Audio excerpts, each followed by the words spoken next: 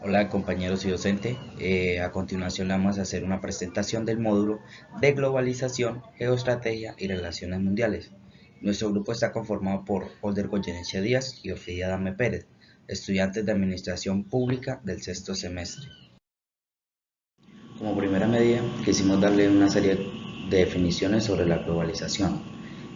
Nos dice que la globalización es un fenómeno que afecta a toda la población mundial de manera positiva o negativa, dependiendo del nivel de desarrollo en que se encuentre. También nos dice que hoy en día nos encontramos en un proceso de globalización que transforma todo, ya sea desde gobiernos hasta sociedades. Nos dice que la globalización se puede definir como un proceso socioeconómico y sociocultural que impone el tipo de sociedad industrializada sobre la sociedad poco o no desarrollada.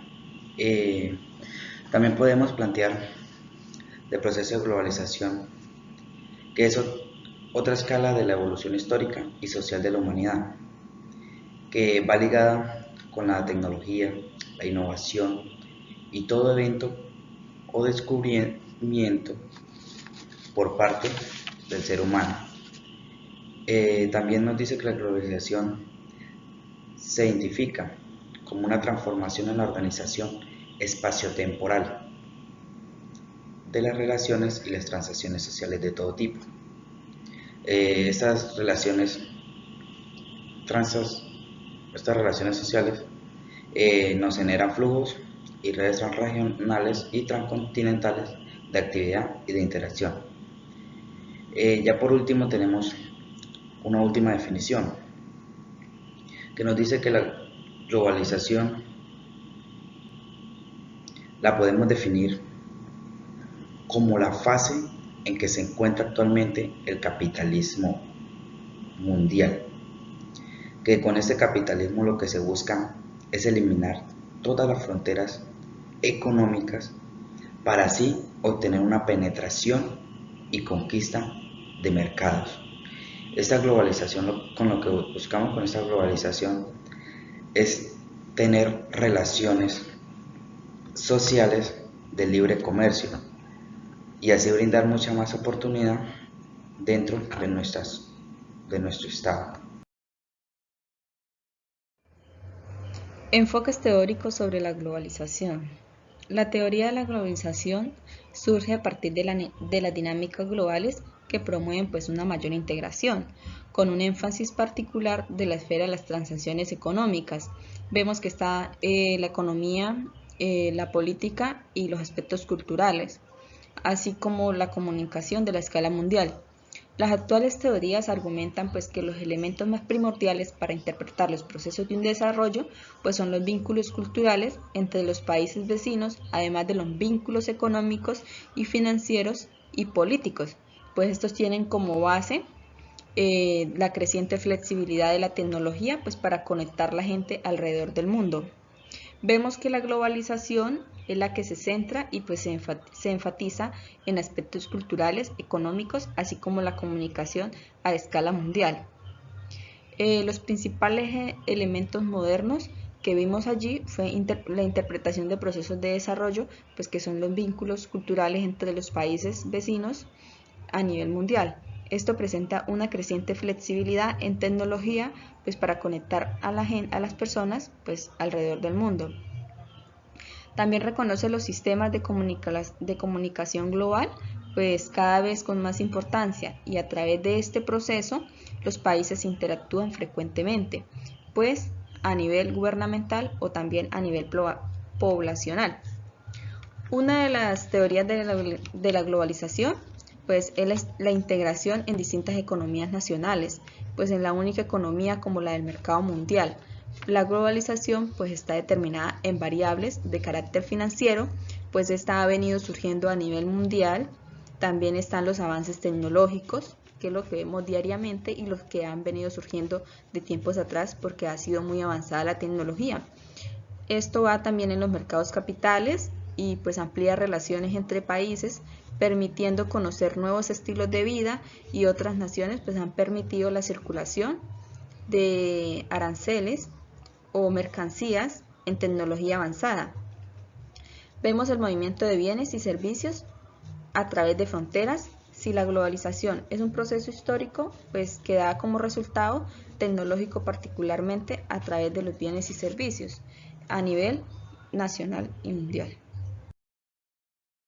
Seguidamente tenemos la globalización, el Estado y la política contemporánea. Nos dice que la globalización no es un fenómeno nuevo, que ya desde hace siglos se venía hablando de esta. También nos dice que los globalizados son los mercados financieros, la tecnología de información y comunicación y las actividades ilícitas.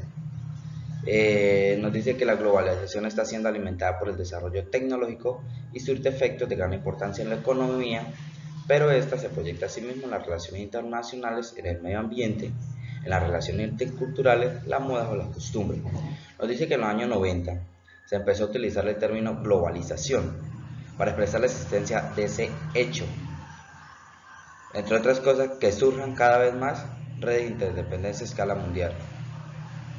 Nos dice que este proceso de globalización tuvo algunos retrocesos en el periodo que medía entre las dos guerras mundiales, pero que de nuevo se ha acelerado en las dos últimas décadas.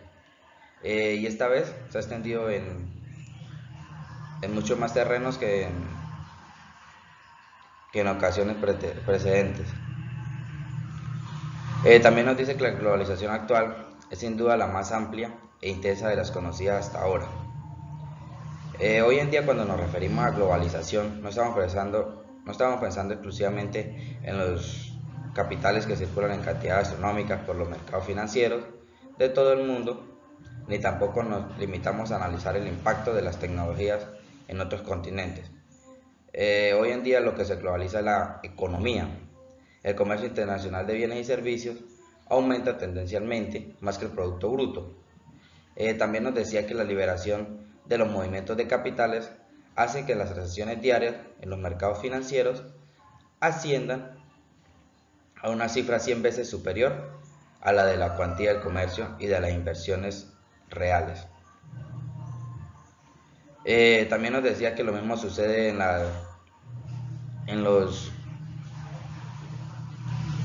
sucede en el crimen organizado y los grupos terroristas, ya que ellos podían tener mucha más influencia con otros terroristas del mundo. Nos dice también que dentro de esta globalización existen algunas consecuencias. Nos dice que esta globalización tiene unas consecuencias positivas y negativas. Algunas de las consecuencias positivas nos dice que tenía las oportunidades que se abren ante los ciudadanos del mundo global son de diversos signos. Los mercados de los países desarrollados son más accesibles. También nos dice que otra consecuencia positiva que nos trae es que, aunque existen barreras considerables para exportar hacia ellos una serie de productos, también nos mostraba que existen unas consecuencias negativas. Nos dice que esta globalización con ella va a traer desigualdad, ya que en el mundo global es un mundo muy injusto, en el que junto a manifestaciones de opulencia que se transmiten por televisión, la mitad de sus habitantes vive con menos de 2 euros al día, y en el que 1.000 millones de personas se acuestan cada noche con hambre, mientras que 1 de cada 4 norteamericanos acceden diariamente a Internet. La cuarta parte de la población mundial nunca ha tenido en manos un vaso de agua potable. Entonces, dentro de esta globalización, lo que se debe de tener en cuenta es que se debe suplir las necesidades de toda la población, no solo de una parte. También nos decía que la globalización puede ser vista como el proceso capaz de alcanzar a un entorno favorable para aumentar la competitividad de las economías y el desarrollo social de los individuos. También es cierto que el Estado debe facilitar el proceso y hacerse partícipe en la producción global. Lo que quiere decir acá es que, a pesar del impacto de la globalización, el Estado va a conservar un papel muy importante durante mucho tiempo, incluso en las zonas como Europa, donde hace un medio siglo se inició su proceso de integración. Con esta globalización lo que se busca es la evolución del poder a las regiones y los entes locales. Se busca darle esa autonomía. Ya el Estado no va a tener esa, como esa intervención dentro de nosotros. También nos dice que el proceso actual de globalización o mundialización trae consigo cambios vertiginosos en el ámbito financiero, tecnológico, comunicacional y quizá un poco más lento en el campo cultural, pero llegan con toda una fuerza que invaden la vida cotidiana de los pobladores del mundo en todas sus dimensiones. También nos dice que los países buscan una mayor inclusión y buscan socios para emprender nuevas interacciones en los distintos campos. Y en ese proceso se va perdiendo soberanía y autonomía. Nos dice que la globalización cada vez es más relevante por el sinnúmero de actores transnacionales que lo están presionando, pero que requieren de él una forma y un rol diferente.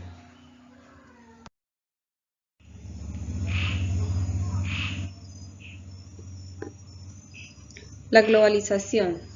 Tenemos la globalización cultural. Pues la globalización cultural es el proceso dinámico de la interconexión y la asimilación de las culturas, pues de esta se genera una cultura homogénea y común, la cual abarca el principio en lo económico y lo político y lo social, afectando de manera positiva y negativa al mismo tiempo a su diversidad. O sea que podríamos decir que la globalización cultural es el resultado de un conjunto de medidas pues que busca un desarrollo continuo de la sociedad y que asimismo va proporcionando el incremento ampliamente de las relaciones internacionales e intercambios culturales entre los individuos, los cuales buscan una oportunidad a un desarrollo individual. Por lo consiguiente, la globalización ecológica se denomina como el proceso en el que desaparecen las barreras geográficas entre países, mientras que la cooperación en el área ecológica crece para el mejoramiento del medio ambiente. Pues también es evidente que el problema de la pobreza rural pues no es pobreza económica, sino pobreza ecológica, porque la escasez de los recursos naturales es como el desarrollo de una economía rural. La globalización económica histórica. Bueno, la globalización de un contexto económico histórico es un tipo de globalización que se da inicialmente por la aparición de ciudades dedicadas al comercio en Europa, pues el cual se extendió a tierras lejanas y está en tendencia del comercio globalizado, pues también fue el que generó expediciones hacia otros lugares del planeta, generando así rutas comerciales con características unilaterales con regiones claramente definidas. Seguidamente encontramos la geopolítica y la geoestrategia en la globalización. Nos dice que la geopolítica es la ciencia que apoya la toma de decisiones en el nivel político, gracias a su capacidad de pronóstico acerca del futuro, encaminando aquellas decisiones hacia condiciones expansionistas, agresivas o de conflicto entre estados. Nos dice que desde el surgimiento de la geopolítica como una rama de la geografía ha sido conceptualizada de diversas maneras. Ha tenido diferentes definiciones de acuerdo a diferentes autores. Como primera definición tenemos que la geopolítica es un término usado para designar la influencia delimitante del medio ambiente en la política de una nación. Seguidamente tenemos otra definición que nos dice que el estudio de la influencia del medio físico en la política que se basa en el condicionamiento de las actividades humanas respecto al medio físico, sentando la base del determinismo geográfico. También nos dice que la geopolítica es política a través del espacio, que es una concepción de la geografía que la sitúa como causa de eventos de la historia universal. Otra de las definiciones que tenemos de geopolítica es que es un concepto del siglo XX, en su nuevo campo de discurso dentro de los dominios establecidos de geopoder, definido como el desarrollo histórico del conocimiento geográfico en contexto o vinculado con el poder del Estado y sus necesidades de gobernar. Este término de geopolítica se utiliza para denotar una cierta espacialidad del poder que traspasa y transgrede las fronteras internacionales. Dentro de ese módulo, también encontramos que durante las décadas de 1930 y 1940, no solo Alemania prestó un interés por la geopolítica, también nos dice que Rusia, China y Japón desarrollaron los intereses por esta ciencia como una ciencia del Estado, debido a una supuesta significancia de los factores geográficos sobre la conducta de las relaciones internacionales. Seguidamente tenemos la globalización. Nos dice que es un término que nace de la composición entre la globalización y localización y que se desarrolló inicialmente en la década de 1980 dentro de las prácticas comerciales de Japón. Para tener como resultado localización debemos de hacer como una operación que es global más local es igual a glocal. También podemos definir la localización como término económico a una persona o un grupo, una organización o comunidad que está dispuesta y es capaz de pensar globalmente y actuar localmente. Para que esta localización se dé con mucho más éxito, debemos de estar conscientes en que debemos de pensar global, pero debemos de actuar localmente sin causar problemas dentro de nuestro territorio. Más adelante encontramos el término geoestrategia, que nos dice que la geoestrategia es un subcampo de la geopolítica que trata de estudiar y relacionar problemas estratégicos militares con factores geográficos. También nos dice que la geopolítica son los recursos de un país con objetivos geopolíticos. También dentro de esta geoestrategia nos dice que el petróleo se encuentra dentro de los cambios políticos por las necesidades energéticas que tienen los estados.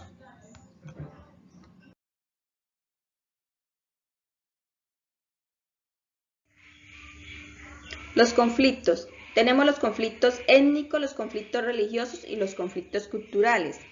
Hablamos de los conflictos étnicos. Las relaciones indígenas y del Estado han venido siendo marcadas por conflictos de todo tipo, desde violación de los derechos humanos básicos a los problemas sociales que hay en la economía y en la política.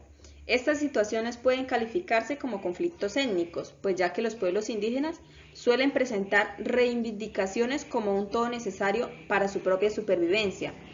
Vemos que las políticas planteadas hasta ahora reconocen que los indígenas son grupos humanos que son más desfavorecidos y marginados en el mundo. Las experiencias de autonomía indígena demuestran que el mero reconocimiento del pluralismo y de las leyes especiales por parte del Estado es insuficiente hasta el momento. En el conflicto religioso, para muchas personas y para muchas culturas, pues la religión es un elemento más de la educación, y a la vez que los niños y niñas crecen y ya están en el punto de aprender a leer, pues ellos empiezan a enseñarles las creencias básicas de su cultura.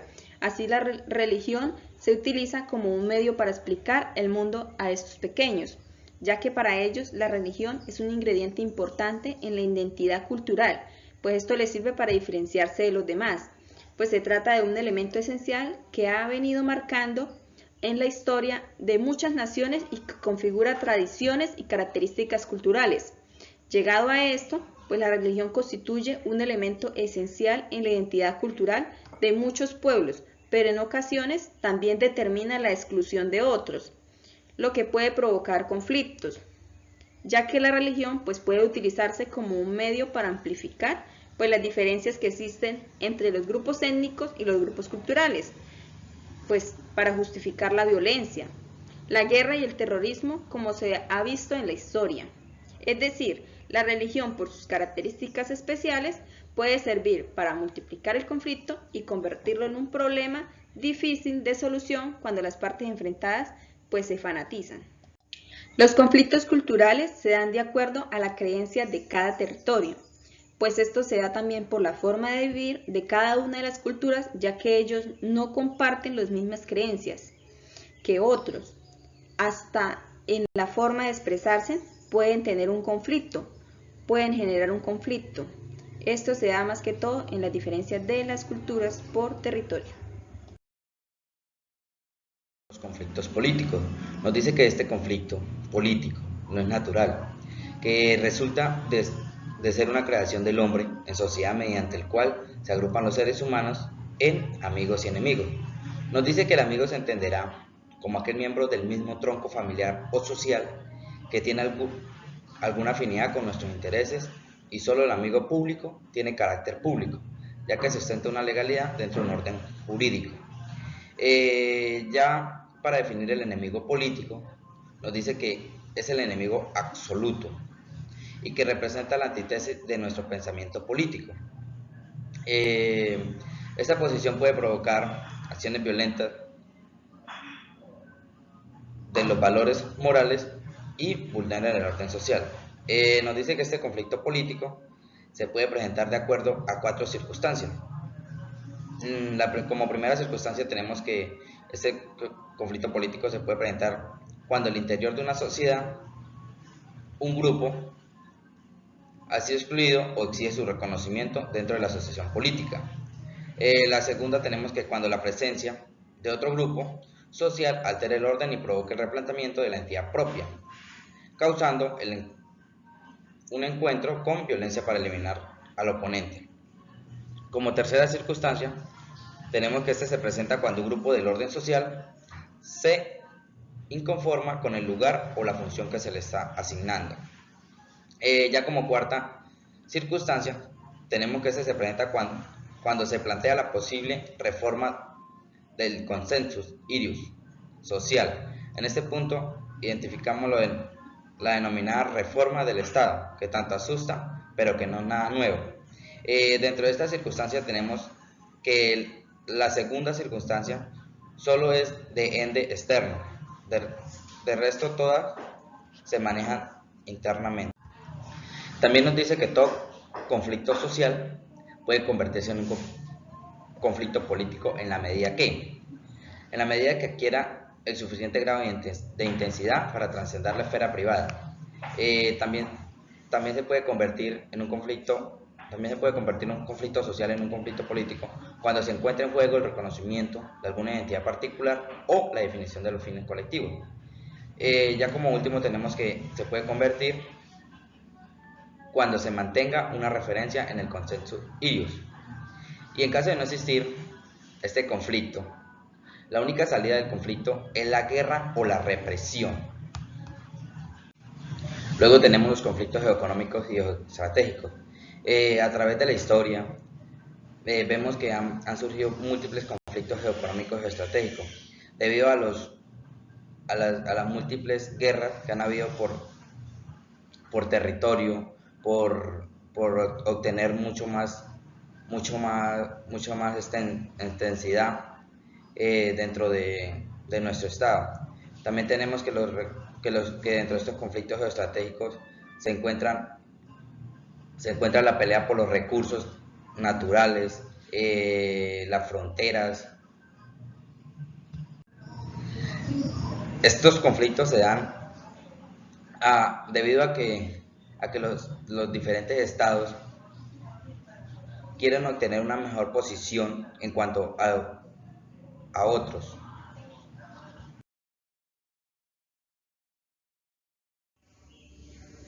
Los dilemas que enfrentan las relaciones internacionales en el proceso de la globalización. Las relaciones internacionales han venido siendo consideradas como un conjunto que establecen entre los estados y se manifiestan a través de las políticas exteriores de los estados.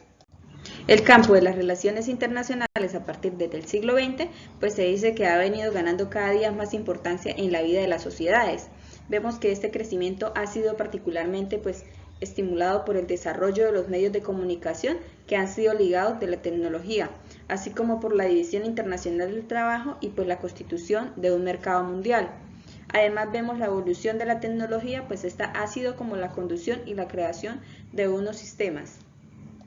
Prácticamente se trata de las relaciones que se tienen que tener entre los estados, las cuales han mantenido unos lazos comerciales, económicos, en las fronteras, entre sí, todos los lazos que atan a una nación entre otra nación, pues estos lazos deben permanecer unidos y estables porque esto conlleva a facilitar las relaciones comerciales entre las naciones. Por ejemplo, tenemos un ejemplo que es el dilema que nosotros tenemos con Estados Unidos, porque nosotros mantenemos relaciones comerciales con Estados Unidos. Pero hay un dilema y es que en el Tratado de Libre Comercio Estados Unidos siempre gana porque pues él es supremamente desarrollado más que nosotros. Entonces ese es el dilema que siempre tenemos con Estados Unidos, debido a que nosotros no estamos a un nivel de competitividad frente a ellos, ya que somos menos desarrollados que ellos. Ese es el dilema que tenemos. Aunque siempre tenemos que tener un lazo de hermandad con ellos, pues siempre tenemos como ese desequilibrio. Cabe resaltar que los gobiernos nacionales, pues ellos son la última instancia y los únicos que están en posición de hacer política exterior, pues debido a que poseen una autoridad legal para controlar todas las interacciones que van más allá de las fronteras nacionales.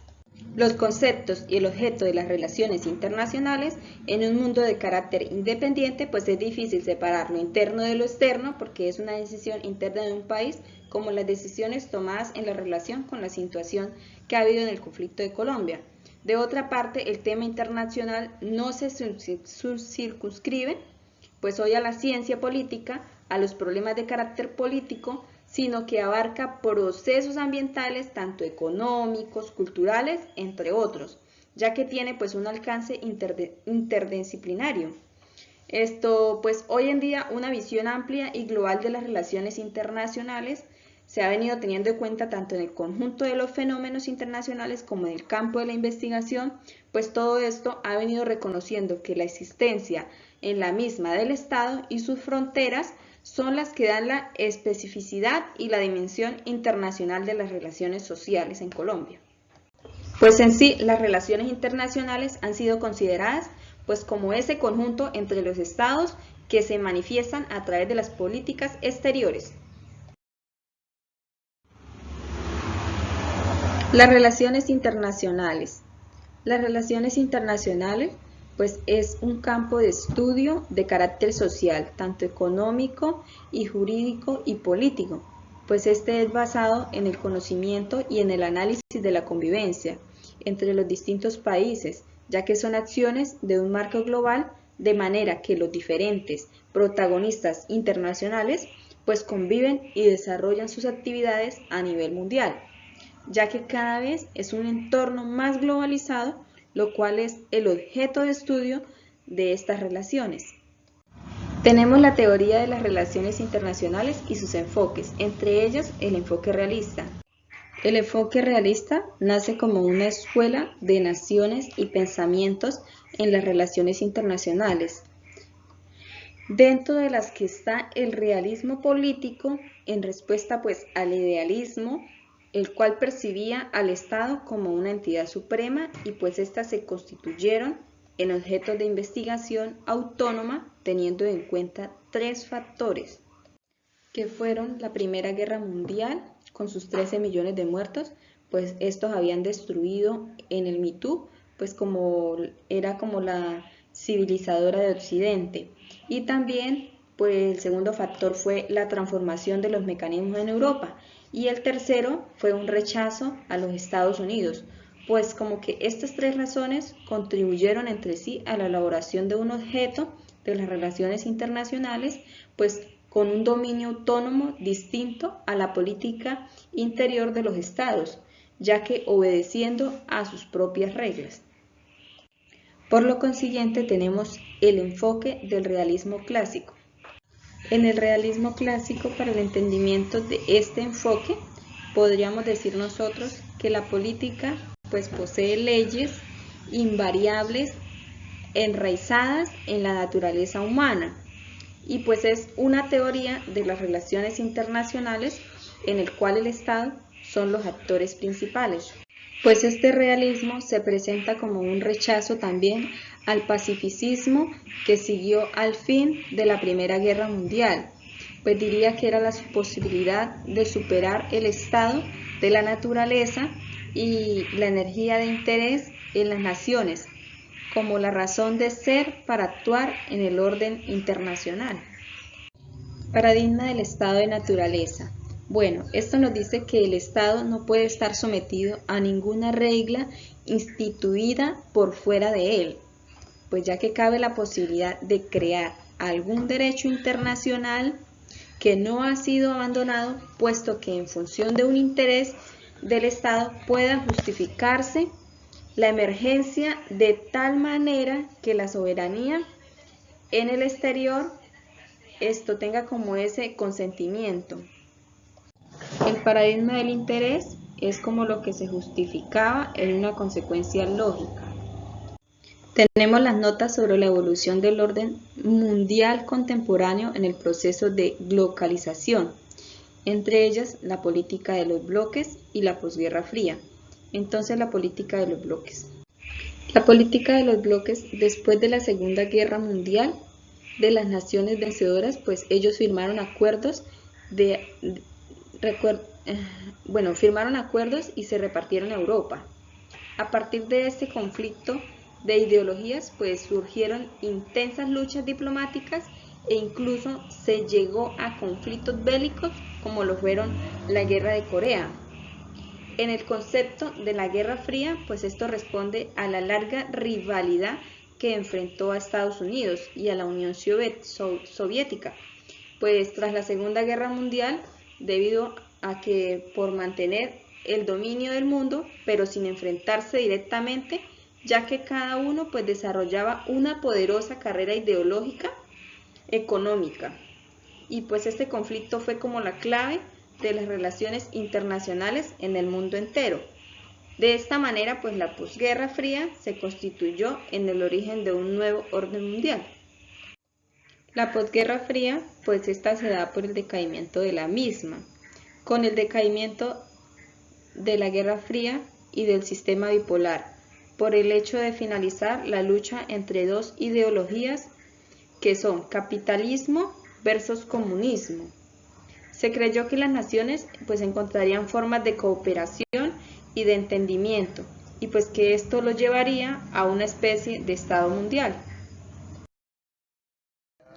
También nos indica que existen unos problemas internacionales mundiales que hacen parte de la agenda global. Dicen que el primer problema que tenemos es el medio ambiente, el multiculturalismo, los derechos humanos, el comercio internacional, el desarrollo y crecimiento económico sustentable y el terrorismo, violencia y crimen organizado. Nos dice que el crecimiento económico de la globalización ha implicado para la naturaleza y para el medio ambiente graves consecuencias como el calentamiento global, cambios climáticos, agotamiento de la tierra, deforestación, agotamiento del agua, entre otros problemas.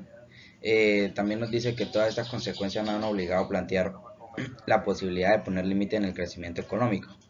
Luego nos dice que hoy en día se confronta la amenaza ambiental más crítica en la historia.